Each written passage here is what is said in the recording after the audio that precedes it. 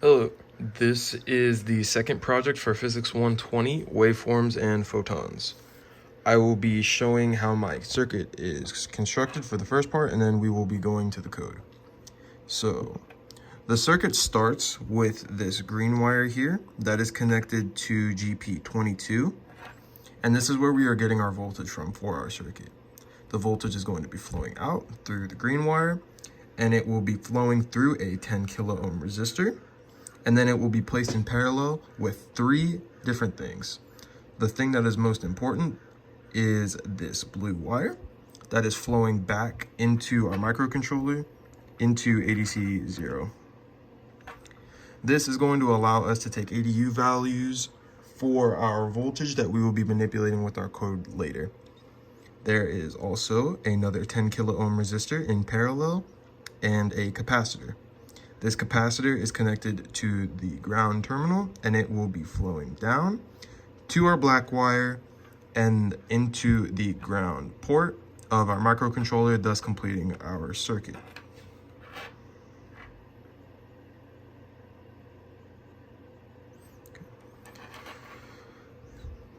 Our code is going to be showing what happens to both of the voltages that we will be seeing here. Our ADU voltage in and our ADU voltage out. And we are going to be plotting them. We expect this one to have less voltage, and that makes sense because it is going through our resistor first. When we go to the code, this is what happens when we run it. The thing on the left in the serial is our ADU voltage in, which is right here. And the thing on the right is our ADU voltage out. And this is what we expect when we look over here. The wire color is flipped compared to what it is that we're seeing, but the blue is the ADU voltage in, and the green is the ADU voltage out. And as we expect, the ADU voltage out is much less than the ADU voltage in. The next thing that I will be explaining is what would happen if we, instead of having a 10 kilo ohm resistor in parallel with our first 10 kilo ohm resistor, what would happen if we inputted a red LED instead? So this is what ends up happening with our previous waveform that we were using. You will see, just as before, as there is a min, and then it will slowly rise and get to a max and then immediately drop, thus creating our sawtooth. In our code, the only thing that is different now is I am now doing the math using Ohm's law and calculating the current that is going through the LED, which is being printed on the right hand side. And this is the math for said current right here.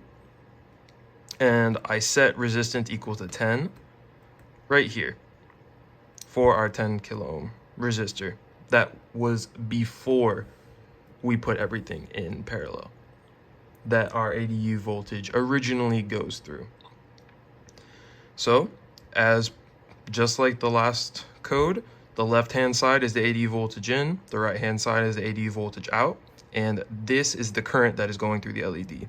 When we look at what it is that we are plotting, you will notice that there are three things that are being plotted now.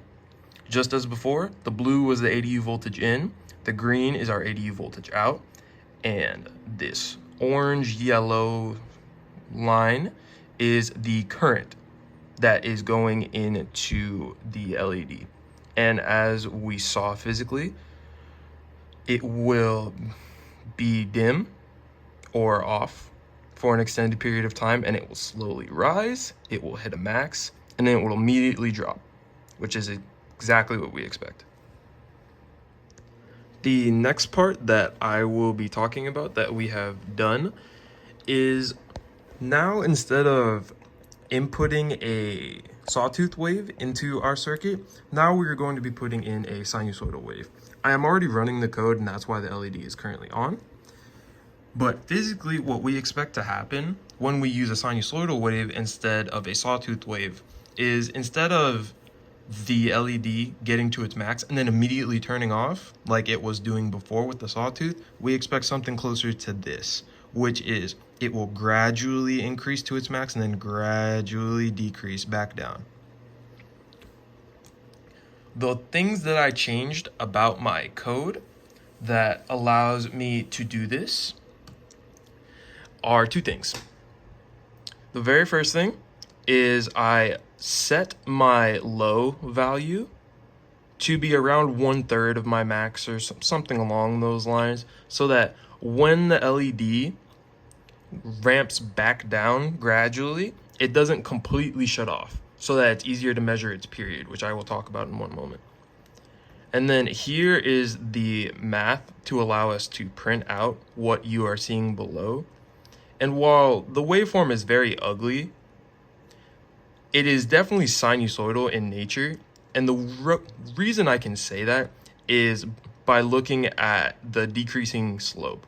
It's not just jumping down to zero immediately. It is gradual. And this is the math that allows this to happen. This is our amplitudes. This is our period, or what allows me to make a 5-second period. And then this is our phase. The reason I know that it's a 5-second period was, after a lot of trial and error, I can just time this to go from one max to another max, roughly. And it's around 5 seconds.